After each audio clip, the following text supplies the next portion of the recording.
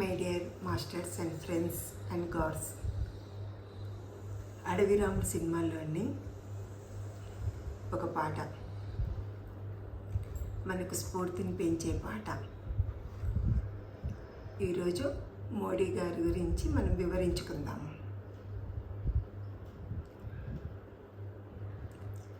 మనిషై పుట్టినవాడు కారాదు మట్టి బొమ్మ, పట్టుదలే ఉంటే కాగలడు మరో బ్రహ్మ.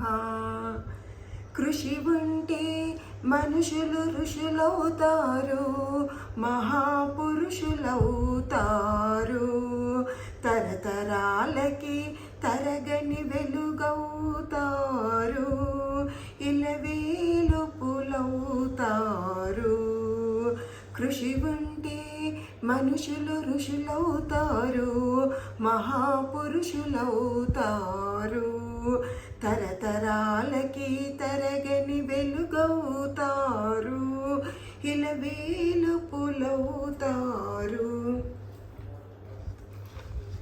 మై డియర్ ఫ్రెండ్స్, ఈరోజు మనము మోడీ గురించి తెలుసుకుందాం. భరతమాత ముద్దు బిడ్డ మోడీ. రాజకీయ చరిత్ర తిరగరాసిన ఘనత మన ప్రధాని నరేంద్ర మోదీది. 130 కోట్ల పైన ఉన్న ప్రజల భవిష్యత్తును తీర్చిదిద్దే శక్తిగా ఎదిగిన కలియుగ చాణక్యుడు మోదీ. 1950 సెప్టెంబర్ 17వ తేదీన గుజరాత్లో ఉన్న వాద్నగర్లో ఉన్న దామోదర్ దాస్ హీరాబెన్ దంపతులకు 3వ సంతానంగా జన్మించారు. 2 అన్నలు, 2 తమ్ముళ్ళు, ఒక చెల్లి ఉన్నారు. వీరు బీహార్ నుండి గుజరాత్ వెళ్ళినారు. మోదీ తండ్రి టీ అమ్మకంగా వ్యాపారం చేసుకునేవారు. వారి కుటుంబంలోని 8 మంది రైల్వే స్టేషన్ దగ్గరలో ఉన్న ఒక చిన్న మట్టి ఇంట్లో ఉండేవారు. అప్పుడు కరెంటు ఉండేది కాదు. వాళ్ళ ఇంట్లో కిరోసిన్ లాంతరు వెలిగేది.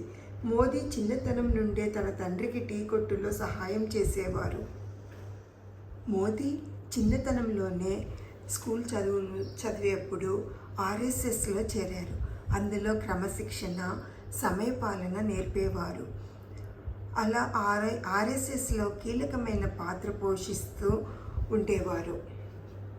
మోదీ ఉన్నత విద్య పూర్తి చేసి 17 ఏళ్ల వయసులో భార్యను, కుటుంబాన్ని వదిలి కలకత్తా రామకృష్ణ మఠంలో సన్యాసం తీసుకోవడానికి ప్రయత్నం చేయగా అక్కడి నిబంధనలు అంగీకరించకపోవడంతో అక్కడి నుండి వెళ్ళి ఉత్తరప్రదేశ్లోని అల్మోరాకు వెళ్ళి రామకృష్ణ మఠం యొక్క ఆశ్రమంలో గడిపాడు. వివేకానంద పుస్తకాలన్నీ చదివారు. వివేకానంద స్ఫూర్తితోనే దేశభక్తి పెరిగి రాజకీయాల్లో ప్రవేశించారు. బీజేపీ పార్టీ ద్వారా 2001 నుండి 2014 వరకు భారతీయ జనతా పార్టీ తరఫున గుజరాత్ ముఖ్యమంత్రిగా ఉన్నారు. 2014 మే 26 నుండి ప్రధానమంత్రిగా కొనసాగుతున్నారు. భారతదేశ అభివృద్ధి ధ్యేయంగా పరిపాలిస్తున్నారు. మోడీలో చిన్నతనం నుండే క్రమశిక్షణ, బాధ్యత, దేశభక్తి మెండుగా ఉండేవి. మోదీలో చిన్నతనం నుండి ఆధ్యాత్మిక చింతన, ఆధ్యాత్మిక భావన ఉండేది. ఏకాదశి రోజు ఉపవాసం ఉండేవారు. శ్రీరామనవమి రోజున కూడా ఉపవాసం ఉంటూ గుడికి వెళ్ళేవారు. దసరా నవరాత్రులు 9 రోజులు మంచినీరు తప్ప ఏమీ తీసుకోరు. ఇప్పటికీ అలాగే కొనసాగుతుంది. మహాశివ భక్తుడు కూడా. 2019 సంవత్సరం కేదార్నాథ్లోని రుద్రగుహలో 17 గంటల పాటు ధ్యానం చేశారు. 1892లో కన్యాకుమారిలో వివేకానంద 3 days ధ్యానం చేసిన ప్రదేశములో వివేకానంద స్మారక మందిరం నిర్మించారు. వివేకానంద స్మారక మందిరంలో ప్రధానమంత్రి మోదీ 45 గంటలు ధ్యానం చేశారు. ధ్యానం చేసినప్పుడు ద్రవాహారం మాత్రమే తీసుకుంటారు. మోదీ ఒక శాకాహారి, అంతర్ముఖుడు. నిస్వార్థంగా సేవ చేసే శక్తి ఆయనకు. యోగా, ధ్యానము, శాకాహారము, దేశభక్తి, క్రమశిక్షణ, బాధ్యత ద్వారా ఇంకా చాలా రకాల సుగుణాలతో వినయము, విధేయత ద్వారా అతనికి ఆ శక్తి కలుగుతుంది. మౌనంగానే ఎదగమని మొక్క నీకు చెబుతుంది, ఎదిగిన కొద్దీ వదగమని అర్థమందులో ఉంది. మౌనంగానే ఎదగమని మొక్క నీకు చెబుతుంది, ఎదిగిన కొద్దీ వదగమని అర్థమందులో ఉంది.